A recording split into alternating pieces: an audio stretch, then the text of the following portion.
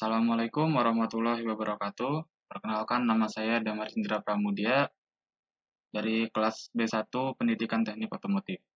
Di video kali ini saya akan menjelaskan cara kerja transmisi manual untuk memenuhi tugas dari pelajaran praktik sistem pemindah tenaga. Oke, yang pertama, sebelum masuk ke flowchart-nya, ada baiknya mungkin kita harus mengenali apa itu pengertian dari sistem transmisi. Sistem transmisi adalah bagian yang di ken- Sistem transmisi adalah bagian dari kendaraan yang ada pada mesin dengan fungsi mengubah kecepatan dan tenaga putar. Sistem akan bekerja memindahkan tenaga yang dihasilkan oleh mesin ke diferensial. Ada beberapa fungsi transmisi dalam pengoperasian mobil, yaitu untuk meneruskan tenaga yang dihasilkan mesin dari kopling ke poros propeller, menciptakan momen yang dihasilkan mesin sesuai dengan kebutuhan, membuat kendaraan berjalan mundur, dan memungkinkan kendaraan berhenti meskipun mesin masih menyala. Terus pada masa awal munculnya mobil, rata-rata transmisinya menggunakan model manual dengan 4 percepatan. Kemudian terus berevolusi menjadi 5 percepatan, dan akhirnya kini mayoritasnya menjadi 6 percepatan.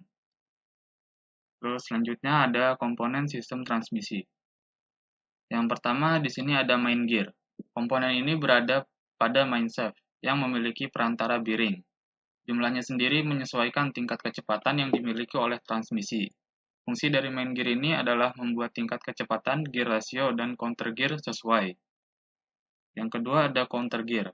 Komponen kedua adalah beberapa gear yang dijadikan satu, dan jumlahnya juga menyesuaikan tingkat kecepatan. Fungsi utamanya adalah untuk memindahkan putaran dari main drive gear atau input shaft ke main gear dan menciptakan gear ratio. Yang ketiga ada input shaft. Letaknya menjadi satu dengan main drive yang fungsinya adalah untuk memindahkan putaran dari clutch ke arah counter gear. Selanjutnya ada main shaft. Fungsinya adalah untuk output transmisi dan pemasangan main gear serta hub set. Komponen ini dapat berputar bebas bersamaan dengan input shaft karena dihubungkan dengan bearing. Selanjutnya ada reverse idle gear shaft. Gear yang satu ini memiliki fungsi sebagai penghubung antara main reverse gear dan counter gear. Tujuannya agar putaran dari mesin reverse gear dapat berlawanan dari input shaft. Kemudian ada interlock system. Komponen utama terakhir ini berfungsi untuk mengunci transmisi agar hanya ada satu gear yang masuk sesuai dengan tingkat kecepatan. Karena gear rasio dari masing-masing main gear berbeda. Selanjutnya kita masuk ke flowchart-nya. Di sini yang pertama itu mesin harus dinyalakan terlebih dahulu. Mesin dinyalakan oleh pengemudi. Kemudian kita akan menginjak pedal kopling.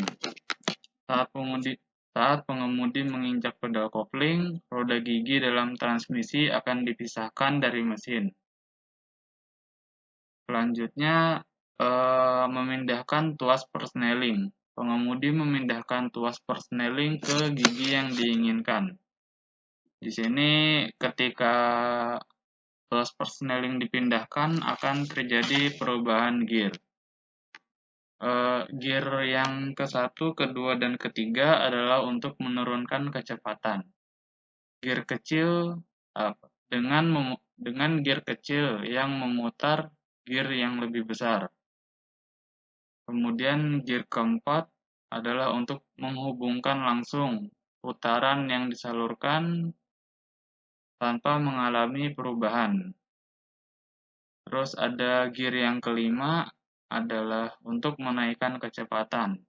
Gear yang besar akan memutar gear yang lebih kecil, dan yang terakhir adalah gear balik untuk membalik putaran dengan penambahan sebuah gear. Selanjutnya ada sinkronisasi. Saat tuas persneling dipindahkan, synchronizer di dalam transmisi akan menyamakan kecepatan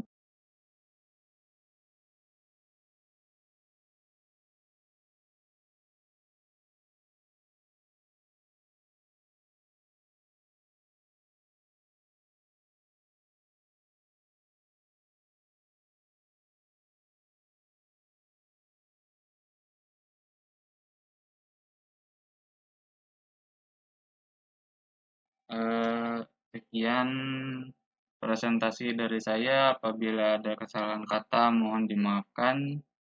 Wassalamualaikum warahmatullahi wabarakatuh.